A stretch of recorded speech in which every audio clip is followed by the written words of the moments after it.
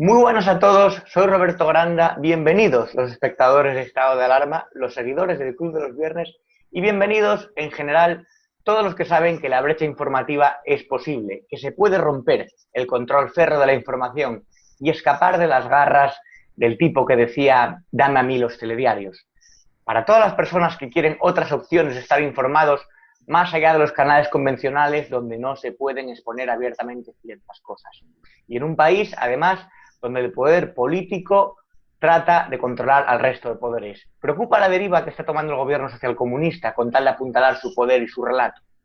Respecto a la pandemia, por ejemplo, el relato oficial e irrefutable es que no se podía saber. Y ese relato piensan llevarlo hasta el final. Ayer se supo que el ministro de Interior ha fulminado al coronel Pérez de los Cobos, el guardia civil al mando de la Comandancia de Madrid, por un informe apuntando al delegado del gobierno en la capital y al siniestro Fernando Simón, por el 8 de marzo, aquellas infames concentraciones masivas aprobadas por el gobierno a sabiendas de que existía un virus galopante y numerosos informes internacionales que alertaban del peligro. El 8M y el feminismo radical no es un movimiento cualquiera. Por supuesto, no tiene nada que ver con la igualdad, con los derechos de las mujeres ni con su protección. Ninguna mujer se ha salvado y ni una sola mujer ha dejado de recibir malos tratos porque se subvencionen talleres y observatorios de género para enchufar ahí a ociosas y analfabetas. El lenguaje inclusivo es innecesario y ridículo y solo utilizan los demagogos y los cantamañanas. Pero ¿por qué es tan importante para el gobierno y todas sus estructuras afines el 8M? ¿Por qué es tan importante para el vicepresidente controlar los telediarios, controlar el CNI? ¿Por qué es tan importante estar al tanto de los secretos de Estado? Sabemos que existe un lobby muy fuerte y unos intereses políticos y económicos. La rancia y anacrónica lucha de clases se ha sustituido por otros conceptos que tienen más que ver con el marxismo cultural en las nuevas agendas de la izquierda del siglo XXI. Como el comunismo se ha evidenciado un sistema ineficaz en la teoría y criminal en la práctica, se deben ir buscando otras maneras para implantar conceptos ideológicos igualmente perniciosos y totalitarios. Los colectivos a pastorear, la polarización de la sociedad, hasta conseguir crear una nueva forma de pensar y una serie de códigos que se acepten por imposición o sometimiento. Hay una hoja de ruta, se empezó a trazar en el conocido como Foro de Sao Paulo. ¿Qué es exactamente el Foro de Sao Paulo? ¿Qué se acordó ahí y cómo afecta eso a España? Para hablar de ello está al otro lado de la línea y al otro lado del mundo el periodista, corresponsal de guerra e investigador colombiano Ervin Hoyos. Ervin, bienvenido una semana más a Despierta España. Gracias, Roberto. Cordial saludo para todos los televidentes en Europa, en América, donde nos ven. Muchas gracias por esa sintonía que nos han reportado durante estas últimas emisiones de esta sección del programa Despierta España. Pues aquí estamos para contarles justamente eso. ¿Qué es el Foro de Sao Paulo? El Foro de Sao Paulo es una organización de partidos políticos que fue convocada por quien todos conocemos como Ignacio Lula da Silva, y él empezó a convocar partidos de la izquierda latinoamericana para darles un marco teórico frente a la toma del poder global, primero en América Latina y ahora lo han extendido hacia otras partes del mundo. El Foro de Sao Paulo tiene unos trazados objetivos de tomas del poder. Lo que hicieron ellos fue invitar a muchos partidos de izquierda que se comprometieron que en el momento que tomen el poder en cada uno de estos países deben seguir unos lineamientos precisos para imponer el socialismo del siglo XXI, el socialismo de Chávez, el socialismo cubano modificado y camuflado al estilo chavista, financiado con recursos de ellos, porque lo que hacen es extender sus tentáculos para llevar estos regímenes totalitarios a otros países. Pues de esa manera se extendieron a Bolivia, se extendieron a Argentina, se extendieron a Ecuador, estuvieron en Nicaragua. Colombia ha sido uno de los países objetivo del Foro de Sao Paulo y ahora siguen consolidando poder. Aunque perdieron el poder tácitamente en Bolivia, siguen haciendo presiones para derrumbar el gobierno interino de Bolivia. En Ecuador siguen atacando el gobierno del presidente Lenín Moreno. En Colombia se han creado unas grandes organizaciones con plataformas sociales que se hacen ver como progresistas, apoyadas en los derechos humanos, en los derechos de la mujer, en los derechos de los indígenas, etcétera. Pero esto no son más que estrategias para generar la distracción social, para generar, como ellos lo llaman, la bandera social, y de esa manera impulsarse apoyándose en la masa, en la lucha por los pobres y llegar a la toma del poder. Una vez se toman el poder, se vuelven organizaciones totalitarias, ya que dentro de los lineamientos del Foro de Sao Paulo está la doctrina a aplicar, y lo primero que hacen es modificar la constitución de ese país para tener el control de la parte económica de los estados, controlar las fuerzas militares, controlar los medios de comunicación y así consumir un estado totalitario bajo su control. Por eso es muy importante, Roberto, que pudiéramos hacer un análisis de ese documento que hemos conocido de manera exclusiva y que esboza todos los principios del Foro de Sao Paulo para que España vea lo que ya le pasó a otros países, lo que ya le pasó a Nicaragua, lo que le pasó a Venezuela, lo que le pasó a Ecuador y que logró salvarse, lo que le pasó a Bolivia también y que lograron por lo menos en los últimos meses sacar a Evo Morales de allí, y entender cómo el Foro de Sao Paulo hace que las diferentes formas de lucha no son solamente herramientas ideológicas, sino que también las basan en el apoyo al narcotráfico, ya que consideran el narcotráfico como una de las diferentes formas de lucha válidas para atacar a los países a los que ellos consideran el imperio o el poder económico. Así que tengo un documento exclusivo para compartirlo con ustedes, con los televidentes, cuando usted me dé la instrucción. Perfecto, vamos a ver ese documento. Antes de verlo y comentarlo, un pequeño apunte. Han sido muchos los países en Latinoamérica que han caído bajo ese socialismo del siglo XXI.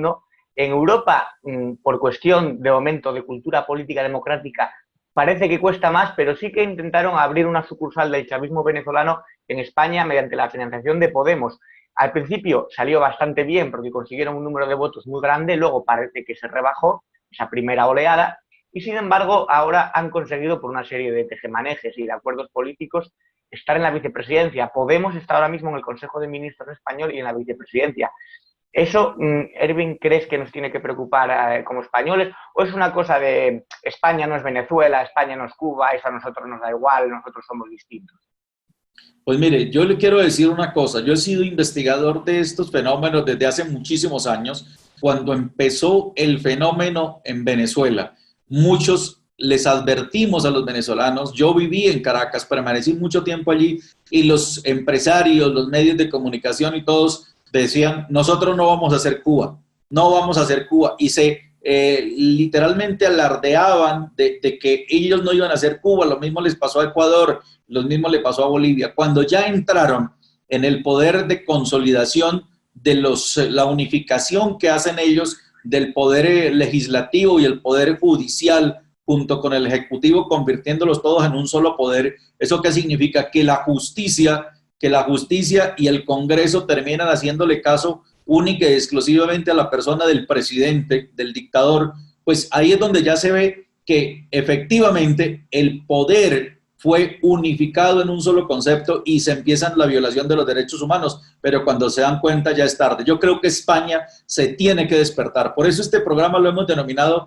Despierta España, porque aquí les vamos a estar mostrando los espejos de lo que ya les pasó a otros países para que a España no le vaya a pasar lo mismo. Y tristemente, quienes conocemos esta realidad, estamos viendo que España está recorriendo a pasos agigantados lo que ya recorrieron los demás países. Estamos viendo que en España están agilizando la agenda porque ni siquiera están haciendo la etapa 1, la etapa 2 y la etapa 3. Ya la etapa 1 se la saltaron y están aplicando fases de la etapa 2, que ahora la voy a explicar en el documento, y van a empezar muy rápidamente la aplicación de la fase de la etapa 3. El Foro de Sao Paulo ha diseñado una estrategia que va por años, ¿sí? De los años 2019 a 2020, 2021 a 2022 y 2023 a 2024. Son etapas, pero vemos que en España ya están acelerando esto y aprovechando el COVID, la tragedia que ha tenido España frente a la pandemia,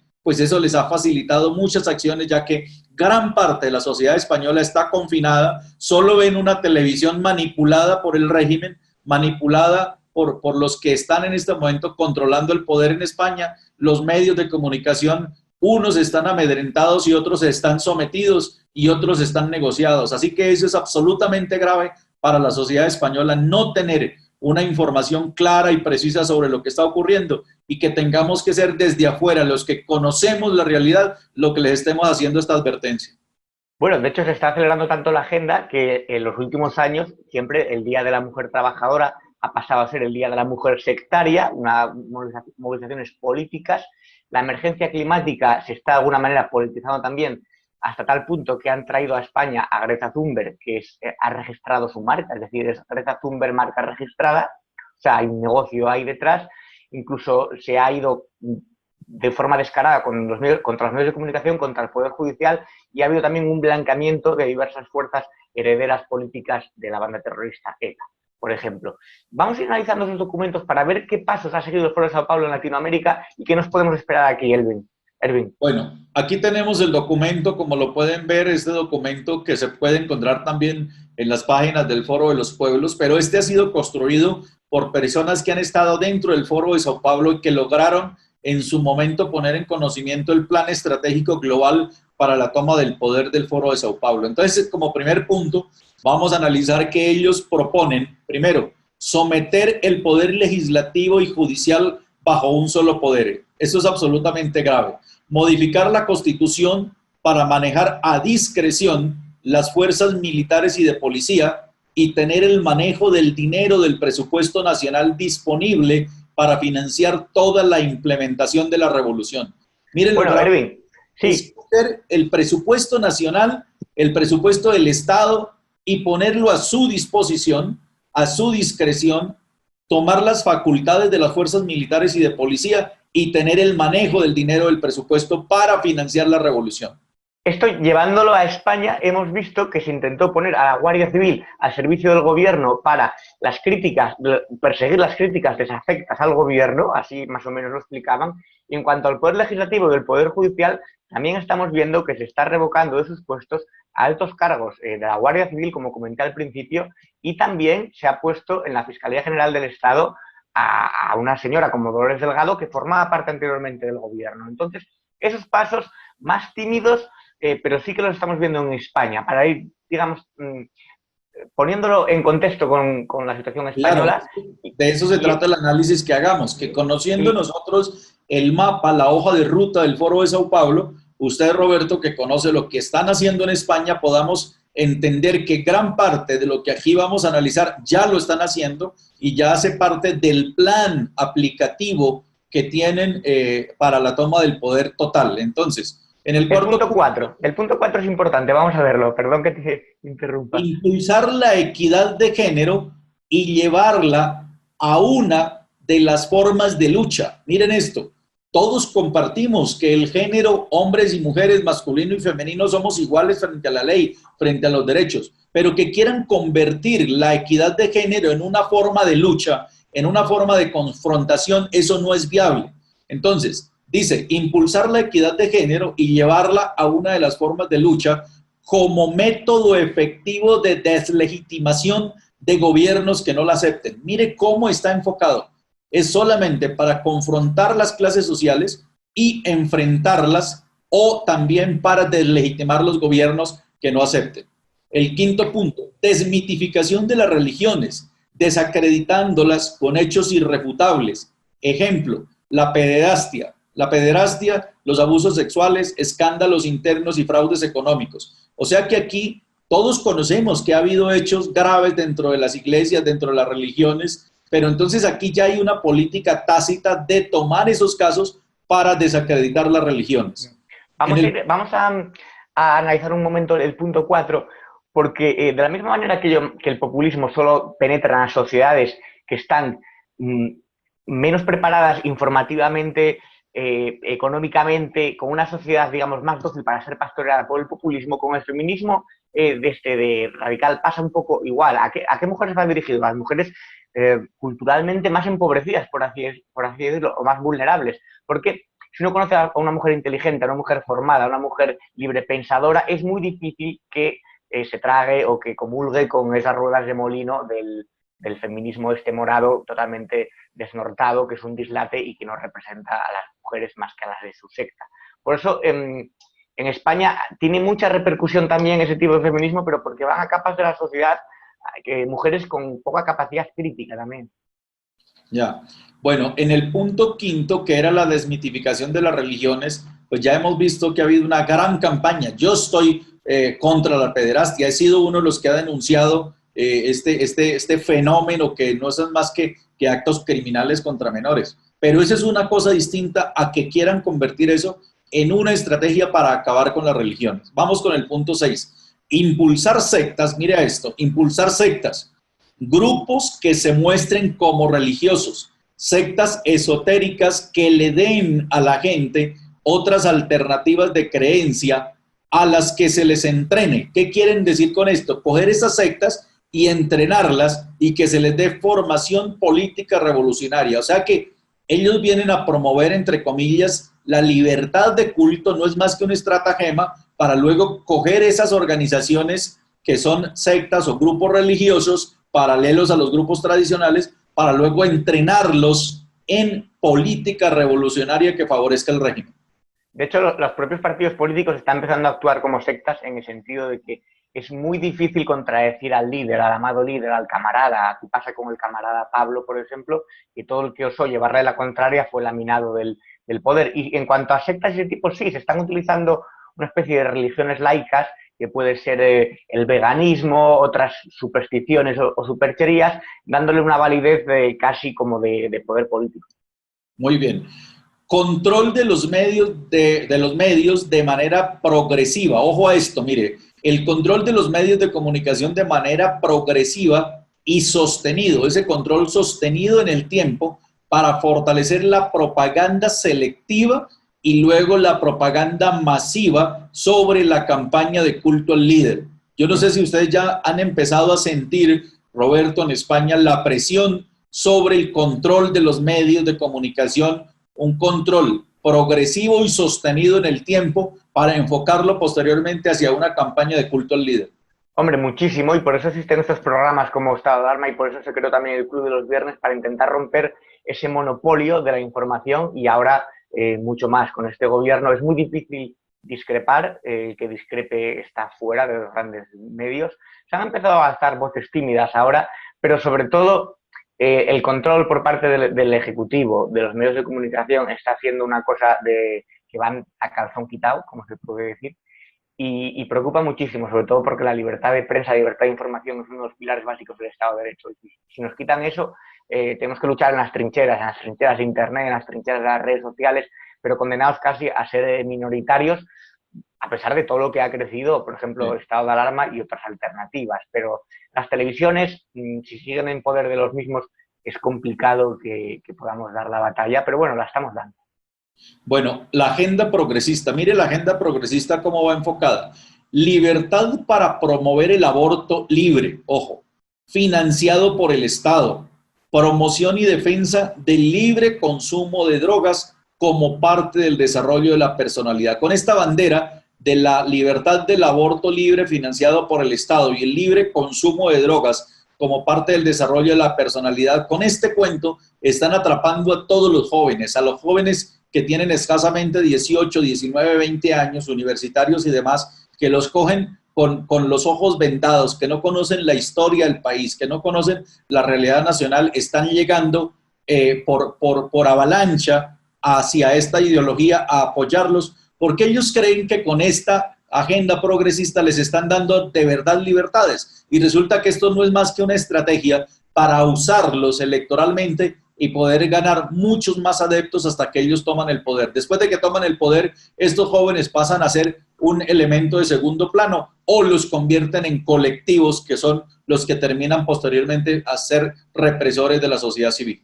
Lo estamos viendo los mensajes mismamente que lanzan en campañas, en redes sociales, que son muy simples, son muy básicos, muchas veces maniqueos entre buenos y malos, nosotros y ellos, los ricos, los poderosos, el pueblo, que el pueblo aglutina todas las virtudes, y otra serie de cosas, memes, fotomontajes, que parece que van dirigidos a una población, eso, de 18, 19 años, o los que incluso dentro de un par de años van a poder votar, 16, 17 años, o mentalmente que tengan esa edad también, porque tú puedes tener 30 años y mentalmente tener 12. Entonces, Claro. y políticamente. Entonces sí que se ve una infantilización de la política en ese sentido, que ya no hay un análisis sesudo, no hay grandes reportajes, investigaciones de prensa, es todo frases hechas, lugares comunes, tweets, cosas que entren en 280 caracteres. Eso sí que lo estamos viendo. Bueno, en el punto 9 vamos a ver la relatividad de los valores. Esto hace parte de la estrategia del Foro de Sao Paulo. La relatividad de los valores, ¿en qué consiste? Todo es bueno, nada es malo. Todo es permitido, nada es prohibido si se hace para favorecer la revolución.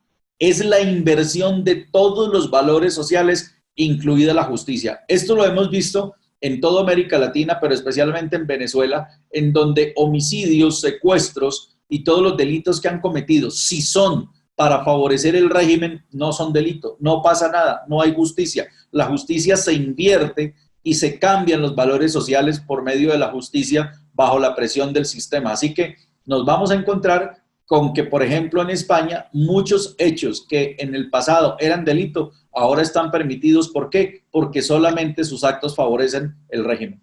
Aquí se está viendo, por ejemplo, una estigmatización del contrario. Es decir, si todo el mundo es fascista, si las miles de personas que se manifestaron el pasado sábado como banderas de España son fascistas, los deshumanizas. Entonces, puedes justificar cualquier tipo de agresión. Agredan a un hombre por defender a su novia y es taxista, da igual porque seguramente era facha, entonces se merecía lo que le pasó. Agreden a unas chicas en Cataluña por llevar la bandera de España, pues claro, es que iban provocando, entonces merecen lo que les pasó. Echan a partidos constitucionalistas de pueblos en el País Vasco, claro, es que están en ese pueblo, a que van ahí a provocar, entonces merecen salir escoltados por la policía. Se está empezando a justificar abiertamente las agresiones al que piensa distinto. Sí, sí, en España ha pasado y está pasando. Bueno, este punto 10 es muy importante y los toca a ustedes directamente, a los españoles. A nosotros en Colombia también nos toca este punto. El Foro de Sao Paulo propone crear grandes proyectos que se vuelvan símbolo nacional y que fortalezcan el poder del Partido Revolucionario. Un ejemplo para Colombia, por ejemplo, convertir todos los casos de muertos por violencia, por hechos comunes, muertos que fueron inhumados sin documentos, que son no identificados. Acá en Colombia los conocemos y en Latinoamérica como los NN. Sí, estos están enterrados en pueblos y ciudades y quieren coger todos estos casos y los quieren convertir en llamados falsos positivos. Los falsos positivos para la audiencia en España son personas que fueron asesinadas por integrantes del gobierno, especialmente del ejército, y los hicieron pasar como guerrilleros muertos. Entonces a eso le llaman los falsos positivos.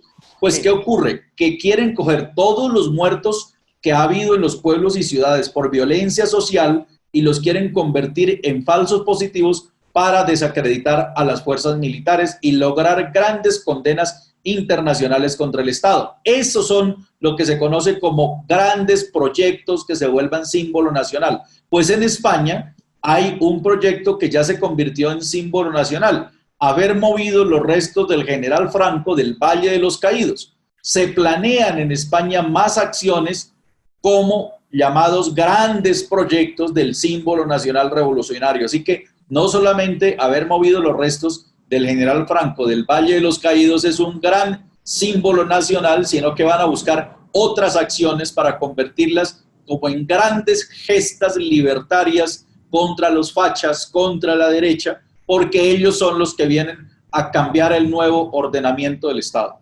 Grandes gestas que además no dejan de ser otra cosa que cortinas de humo para que se hable en eso y para manipular a la opinión pública. En el caso concreto del general Franco, del dictador Franco, se fue trasladado del Valle de los Caídos, que está en Cuelgamuros, bastante más lejos de Madrid de lo que está ahora.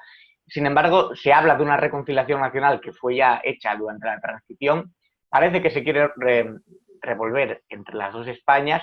Dicen que están muy interesados en los crímenes que se cometieron, que evidentemente se cometieron, y que están algunos cuerpos desaparecidos, pero en realidad yo creo que eso no les importa más allá que como para utilizarlos como batalla política, como para tirarse los huesos unos a otros a la cabeza, porque, por ejemplo, existen más de 300 crímenes sin resolver de la banda terrorista ETA y no tienen ningún problema en pactar con Bildu, y esos muertos no importan.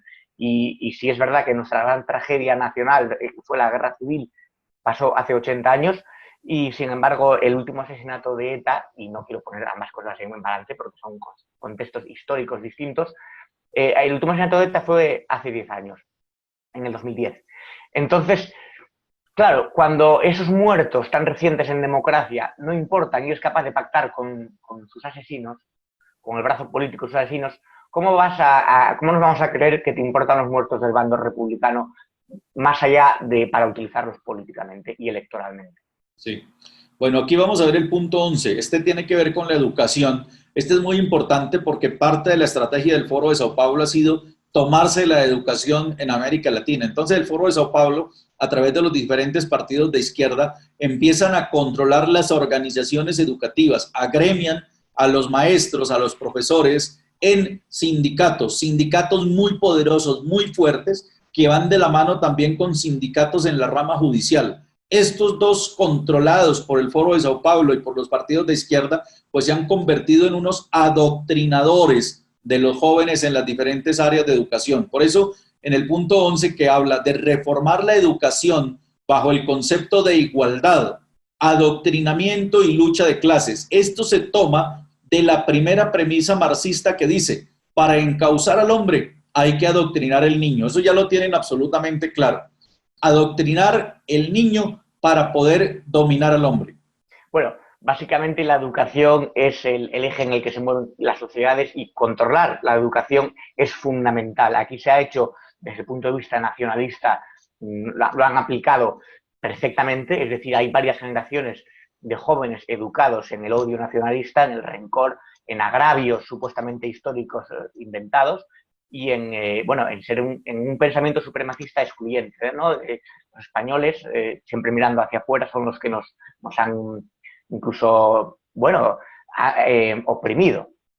También ahora a nivel estatal se está haciendo, para la ideología de género, por ejemplo, para el marxismo cultural, oponiéndose a que los padres den la autorización para que los niños sean educados conforme a como los padres crean más conveniente. Es decir, el Estado quiere controlar la educación de los niños, quitársela a los padres, los hijos no son de los padres, decían, como si los hijos fueran del Estado, y que sea el Estado mediante, que vaya alguien, ¿no? Un coordinador, alguien que hizo un taller de género a darle una charla totalmente viciada sobre identidades de género, sobre distintos tipos de feminismo y alguna forma de meter en la cabeza cosas perniciosas que realmente ni siquiera tienen algo científicamente demostrado. Entonces, demostrar hechos científicos, demostrar lo tangible y no supuestas ideologías, supersticiones que tienen más que ver con el supremacismo, que tienen más que ver con una idea revolucionaria de la sociedad, revolucionaria pero en el sentido de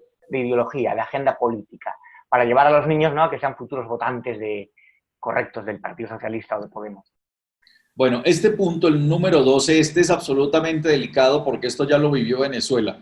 Expandir ejércitos de civiles integrados por gente leal al partido. Mire esto, expandir ejércitos de civiles integrados por gente leal al partido que a su vez estructuren células de control ciudadano con autoridad localizada. Ejemplo, control de las juntas de acción comunal, control de las cooperativas, asociaciones y fundaciones basadas en derechos humanos para que tengan legitimidad social.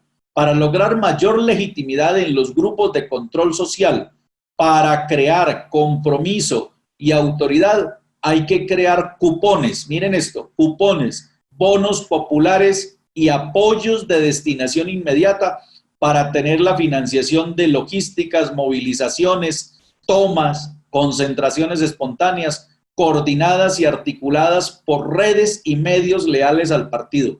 ¿Qué ocurre con esto? Esto es absolutamente grave. Yo sé que en este momento en España están buscando que incluso hasta Su Majestad el Rey les apruebe facultades especiales para esto. Esto es absolutamente grave porque con este control localizado de autoridad ejercida sobre civiles, que son personas civiles a las que muchas incluso las arman, porque eso fue lo que hicieron en Venezuela, armaron estas personas. Ojo lo que dice acá, mire esto, para células que estructuren control ciudadano con autoridad. Esas células son las que van a crear posteriormente grupos armados, son las que van a crear acciones delincuenciales focalizadas para no involucrar a las fuerzas del Estado. Esto es una estrategia absolutamente grave y ya en España sabemos que están empezando a estructurar esto. Esto lo estructuraron en Venezuela, lo estructuraron en Argentina. Esa es parte de la estrategia. Organizar células que son civiles, que son grupos de delincuentes, les llaman ellos paramilitares, pero realmente son grupos de delincuentes organizados, avalados por el Estado para ejercer presión sobre la sociedad civil.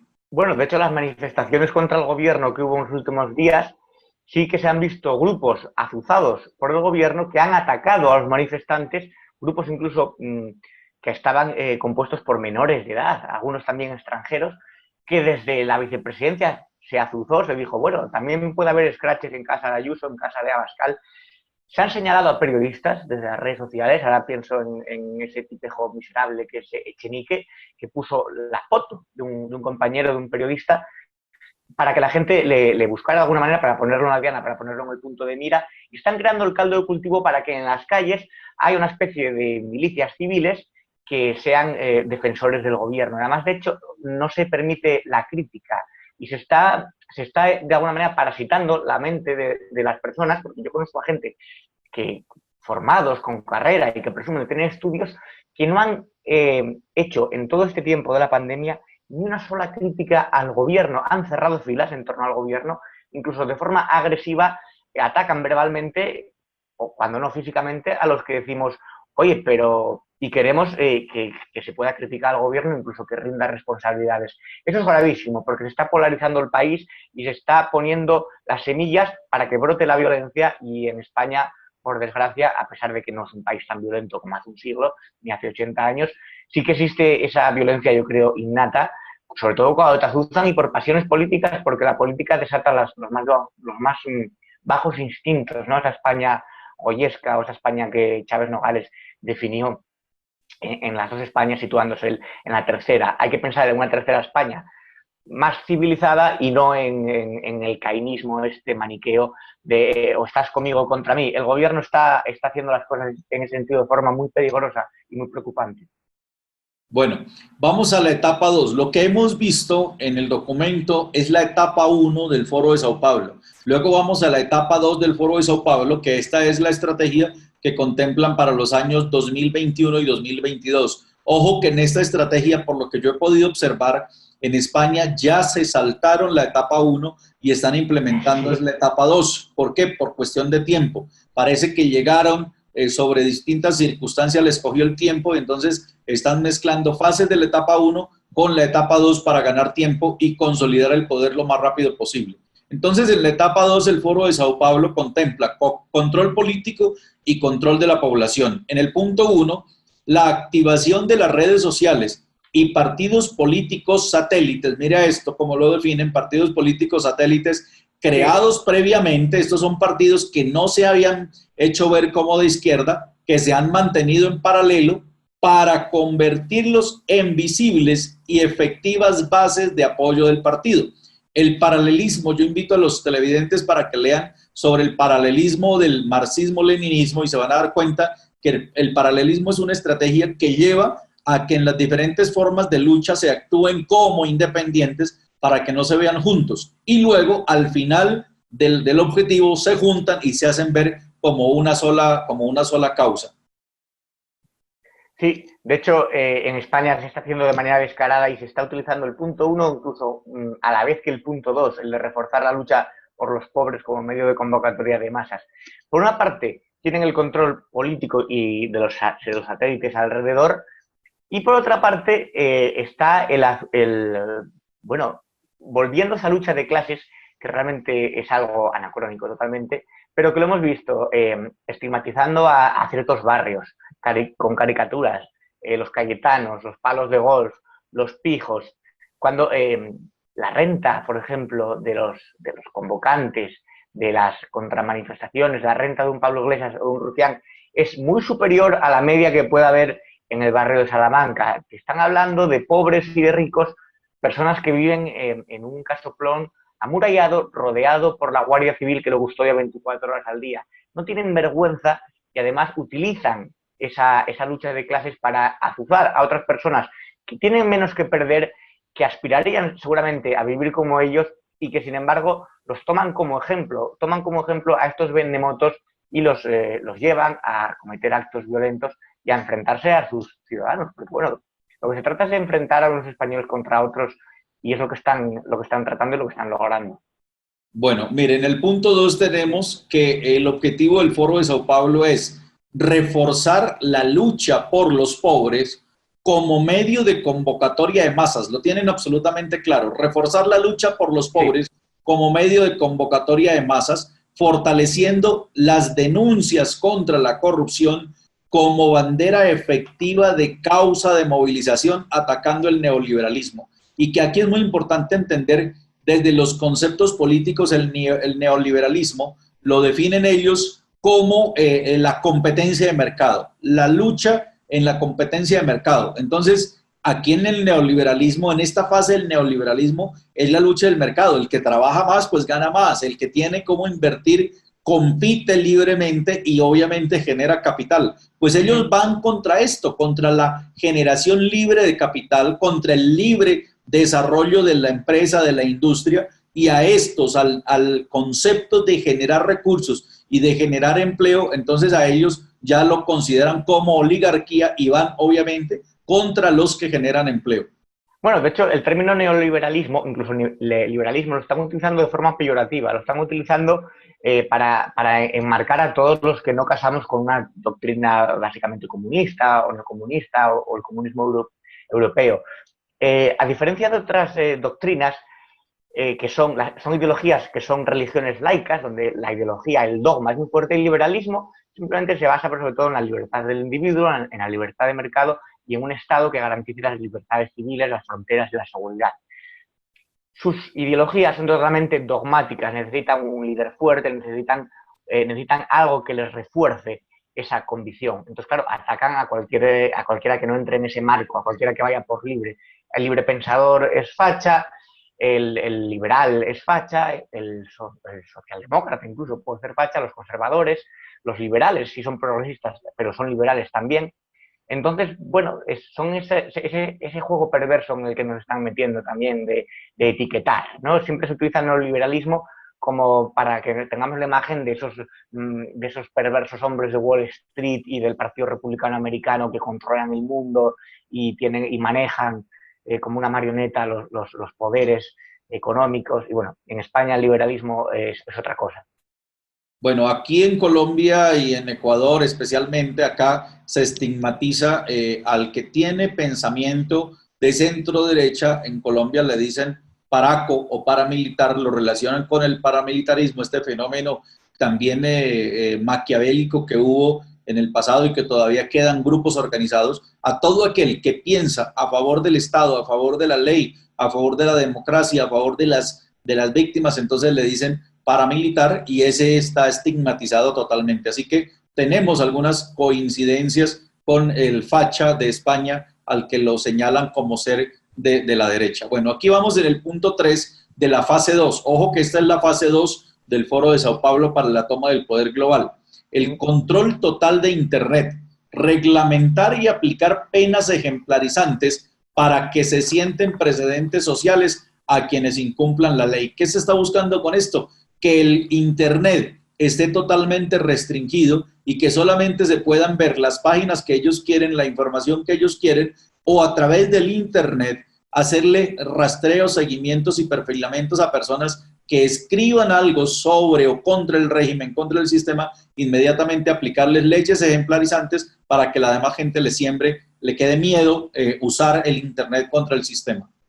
Bueno, aquí se está viendo claramente lo que se llama la monitorización de las redes y además se ha perdido muchísima libertad de expresión porque las personas se cortan mucho a la hora de expresar ciertas cosas en Twitter, en Facebook, porque pueden ser censurados. Se han cerrado cuentas que sin ningún tipo de amenaza, sin ningún tipo de delito de odio más que por opinión.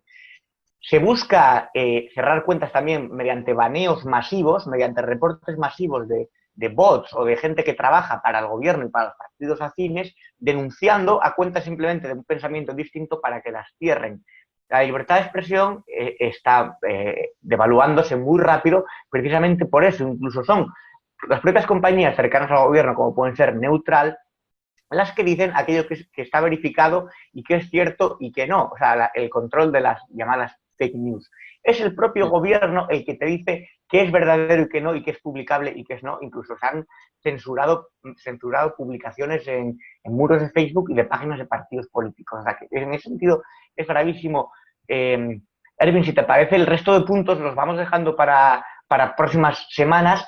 Aclarar que es muy informativo esto, sobre todo, y además muy clarividente, porque estos puntos que se han acordado en el Foro de São Paulo son tal cual como lo están aplicando en España, con pequeños matices, con pequeñas variaciones, pero están siguiendo esta hoja de ruta al pie de la letra.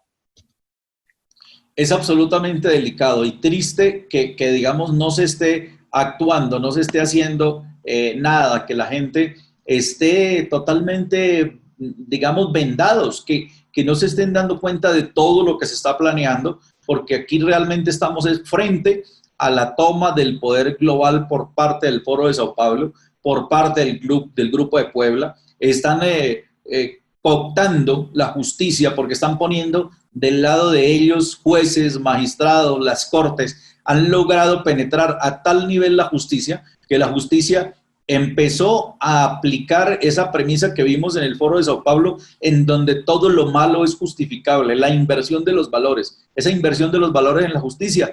Vamos a ver muy pronto, eso ya lo hemos visto en varios países latinoamericanos, que los jueces juzgan a condición de favorecer el sistema, de favorecer el partido, de favorecer el crimen, de favorecer el delito. De delitos graves como el narcotráfico, la corrupción, son vistos como un delito absolutamente ideológico y lo convierten en un hecho pasajero, en donde, en cambio, al contrario, delitos menores los vuelven el escarnio público, porque lo que buscan es justamente esa ideología que dice que hay que sembrar miedo para cosechar obediencia, que les tengan miedo a la justicia que ellos quieren imponer, que le tengan miedo a las arbitrariedades que quieren aplicarle a la población civil para que nadie reaccione frente a esto. En España estamos viviendo una merma terrible de la calidad de la democracia liberal como laboratorio de ideas en Europa. La gente tiene ya miedo a expresarse, muchas veces no sabe quién está escuchando, no sabe qué es lo próximo que el gobierno va a hacer, y tengo la impresión, y yo creo que es una impresión compartida con muchísimas personas, de que nos quieren sobre todo callados y nos quieren acríticos, o sea, que no tengamos una capacidad suficiente para discernir lo bueno de lo malo y tener una sumisión total al gobierno, ¿no? Hay que obedecer, como la novela de Orwell, como el gran hermano orwelliano de 1984. Al final la realidad siempre supera a la ficción. Esto no podemos decir que no nos hayan advertido, porque personas como tú y muchos otros nos están diciendo esto ha pasado aquí, esta hoja de ruta se está siguiendo al pie de la letra, lo que hay que hacer es, como el propio nombre de la sección dice, que España despierte y que no nos dejemos, sobre todo, que no nos dejemos robar nuestra libertad. Pues en el próximo programa continuamos analizando la fase 2 del Foro de Sao Paulo y la fase 3, que esa es ya la del cierre, esa es absolutamente escabrosa. Así que no se pierdan la próxima emisión de este programa que hacemos para que ustedes tomen conciencia. Despierta España. Un abrazo, Erwin, y nos vemos pronto la próxima semana. Despierta España.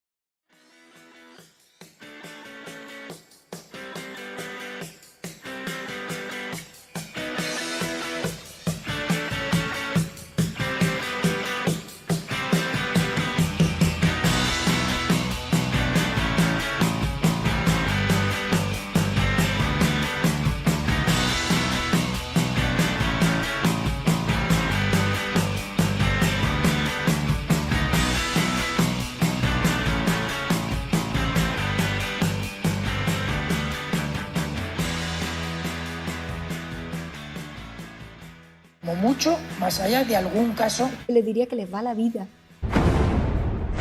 Tenemos un incremento de casos muy significativo. Cada decisión minuto a minuto está siendo la adecuada. No lo puedo explicar. Pueden sentirse protegidos. Esta es la situación que tenemos en la UCI. No conozco el detalle concreto del fármaco. Por referirme a lo que estaba contando. Se tratan de test fiables, homologados. Ya no tiene punto de retorno. La obligación del gobierno es gobernar, y gobernar significa decidir. No dormiría por la noche, junto con el 95% de los ciudadanos de este país, que tampoco se sentirían tranquilos. Dame los telediarios, uno de los 2 telediarios al día.